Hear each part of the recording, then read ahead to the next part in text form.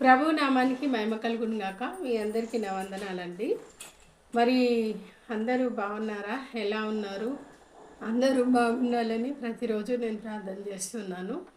మరి ఈరోజు సాయంకాల ధ్యానాంశంగా మరి ఒక మంచి రాజు గురించి మనం తెలుసుకోబోతున్నాం. చెడ్డ రాజే కానీ మంచివాడయ్యాడు. దేవునికి మహిమ కలుగును గాక. ఈ రాజు మనసునంత గర్వించి మృగంగా మార్చబడ్డాడు. తర్వాత దేవుని కృపను బట్టి మళ్ళీ తిరిగి మంచి మనిషిగా మార్చబడినటువంటి రాజు. సో మొట్టమొదటిగా మనము సామెతల గ్రంథము 16వ అధ్యాయము 18వ వచనాన్ని చూసుకుందాం. నాశనమునకు ముందు గర్వం నడుచును, పడిపోవుటకు ముందు అహంకారమైన మనసు నడుచును. నాశనానికి ముందు ఏం నడుస్తుందంట అండి? గర్వం నడుస్తుందంట. ఎప్పుడైతే మనం నాశనం కాబోతున్నామంటే మనం అందుకే దేవుని వాక్యంలో ఉంది ఏమనంటే మనము మెలకువగలిగి ఉండాలని. ఎందుకు మెలకువగలిగి ఉండాలంటే మనము పడిపోతున్నామా లేకపోతే మన ఆత్మీయ స్థితి ఎలా ఉంది అనేది మనం ప్రతి క్షణం కూడా మనం చెక్ చేసుకోగలిగి ఉండాలి. ఎందుకంటే మనకు తెలియకుండానే చాలామందికి చాలా డేంజరస్ విషయం ఏంటంటే తెలియకుండానే గర్వం లోపల ప్రవేశిస్తుంది.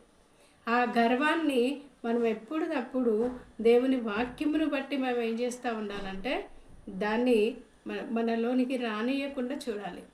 అయితే దానికి దానియేలు గ్రంథము 4వ అధ్యాయంలో చూసినట్టయితే అక్కడ ఒక రాజు ఉన్నారు. ఆ రాజు పేరు నెబుకద్నెజర్.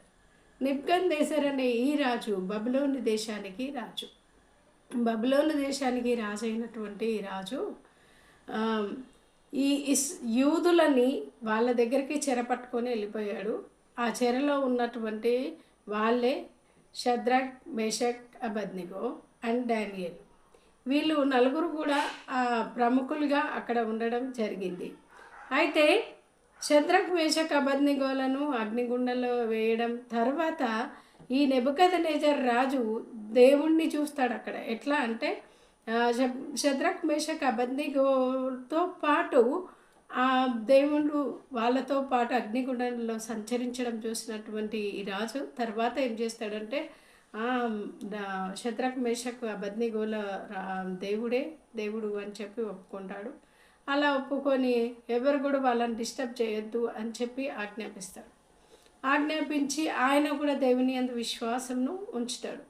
ఈ తర్వాత దేవుడు ఆయనను హెచ్చిస్తాడు. చాలా